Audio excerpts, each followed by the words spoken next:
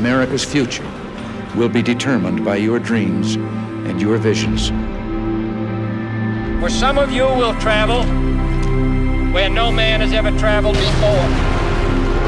Some of you will fly the fastest planes that have ever been built, reach the highest altitude that man has ever gone to. Whether you serve in the skies above or on the ground below, each of you has stepped forward to defend your country. The American people support you. They are counting on you, and they believe you truly do represent the best of America.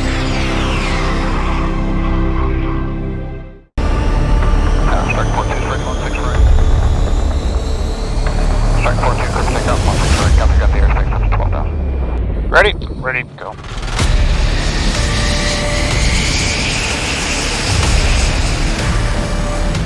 The F-15 can fly 3 times as fast as a 747 passenger jet. Its massive engines generate over 50,000 pounds of thrust.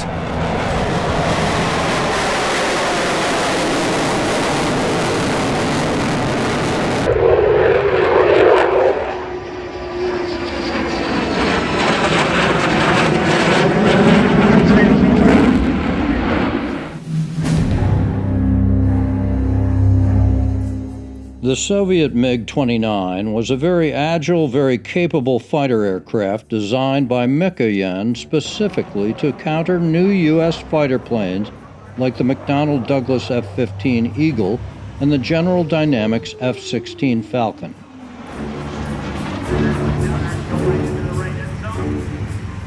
Deployed into the Soviet Air Force in 1983, it was also sold to India, Libya, East Germany, and other Soviet allies, including Iraq. By 1990 and the invasion of Kuwait, the Iraqi Air Force had 39 MiG-29s.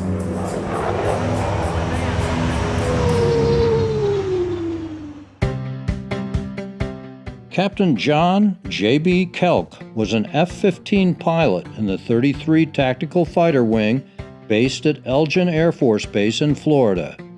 On August 28, 1990, his fighter wing was deployed to Saudi Arabia and began training for the war that might or might not come. On January 15, 1991, Iraqi forces still occupied Kuwait. On the 16th, Kelk's fighter wing learned that the airstrikes would begin on the following day.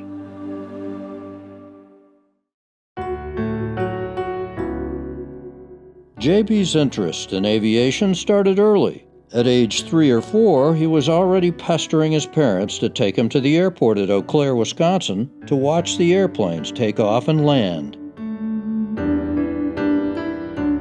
Fast forward then to high school, I started, I got my first part-time job as a janitor in a auto body shop, working for Mr. Tom Kiwan.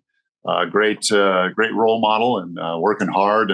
But he was also flying. And I said, oh, I've always had an interest in that. And so between the income that I would earn from there, then I had enough where I could actually begin flying lessons. And so I did.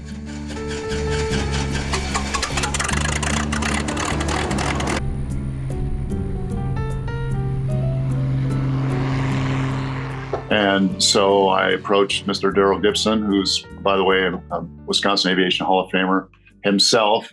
I approached him and I said, hey, I would like to work for you. And so he hired me to work the flight line. Okay. At the time, we were also interested in flying. And so for me, that gave me a break on the flying lessons and the cost of the airplane. JB learned to fly, adding ratings until becoming a certified flight instructor during college. That was in the late 70s, early 80s, and general aviation was really slowing down during that time. And I was about to graduate in a couple of months, and right there on the front page of the Wall Street Journal was an article that said the Air Force is short 2,000 pilots. And so I literally clipped that article out of the student news from the student library, took it to the recruiter, my local Air Force recruiter, laid it on his desk, and I said, is that true? 3 months later, I had short hair and I was learning how to salute. He graduated at the top of his class of 50, and he was the only one chosen to fly the F-15 fighter jet.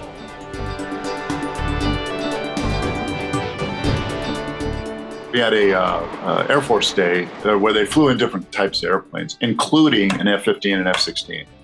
And I took a look at that F-15 on the flight ramp, and I thought that was the most beautiful thing I'd ever seen. And I ended up putting in for an F-15 on my dream sheet, and was lucky enough that I did get it.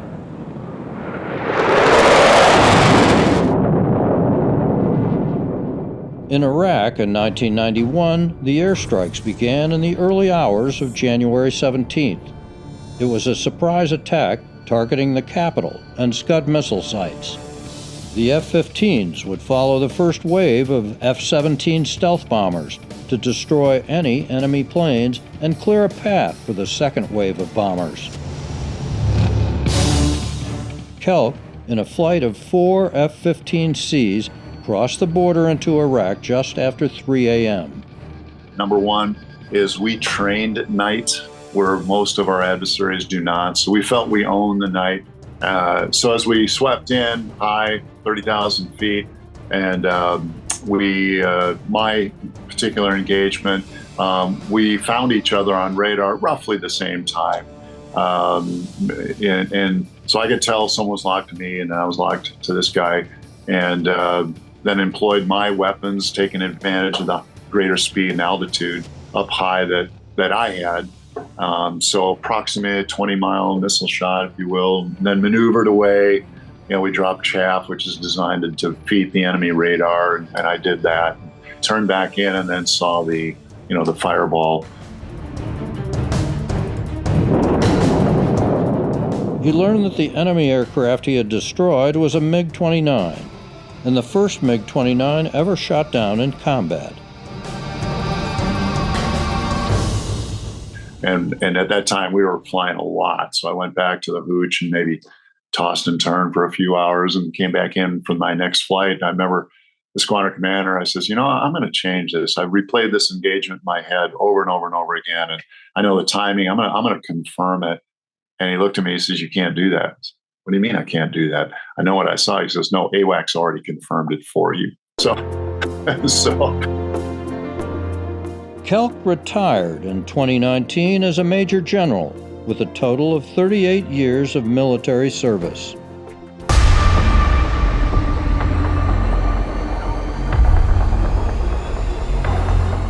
Back in 2006, John Kelk became the first pilot to log more than 4,000 hours flying F-15s. Few F-15 pilots ever reached 2,000 hours in the Eagle. In an interview, Kelk said that the 4,000-hour milestone was nice to reflect on, but he said, you cross it and then look at your next flight, because you're only as good as your last sortie.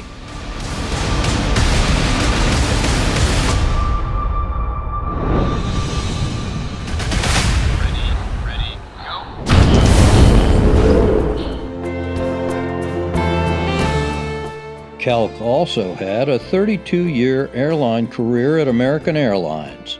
American, in particular, had a friendly military absence policy, granting him ample time off and flexibility to continue his F-15 flying career, along with various staff positions, all while flying an airline schedule.